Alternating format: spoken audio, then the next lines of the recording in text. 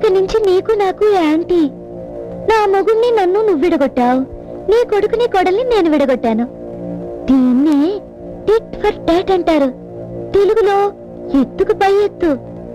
ఎలా ఉంది అత్తయ్య? నీ ఎత్తుగడని మెచ్చుకోకుండా ఉండలేకపోతున్నాను. చాలా చక్కగా ఆడా. నీ దగ్గరే నేర్చుకున్నాను. అది గుర్తు పెట్టుకో, నేను ఈ ఆటలో బాగా ఆరితేరిన దాన్ని. ఇంతవరకు నన్ను ఢీకొట్టి ఎవ్వరూ నిలబడలేదు. ఇంతవరకు మీరు అనుభవం లేని వాళ్ళతో ఆడుంటారు. నాలాంటి సమవుచ్చి మీకు దొరికుండదు.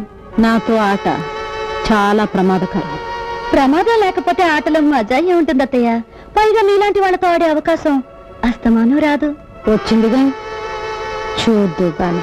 చూద్దాం, అంతవరకు కాస్త విశ్రాంతి తీసుకోండి. అమ్మా సుధా, వాగింది చాలు, ఆయన లోపలికి తీసుకెళ్ళు. కుదరదత్తయ్య, బయటికే తీసుకెళ్తాను. వీల్లేదు, ఇది నీ అత్తగారి ఆజ్ఞ. చాలా వీలుంది. ఇది నీ కోడలి గారి కోరిక. మా సిస్టర్ శాసనాన్ని ధిక్కరిస్తున్నావా? శాసనాలకి రాజముద్రికలకి ఏనాడో కాలం చెల్లిపోయింది కదత్తయ్య గారు. పిచ్చి పిచ్చిగా వాగేవంటే పళ్ళు రాలిపోతాయి. పెద్ద వేషాలు వేయకుండా నడు లోపలికి. ఏంటి తున్నపోతుల అడ్డంగా బలిసి తెగరచ్చిపోతున్నావు?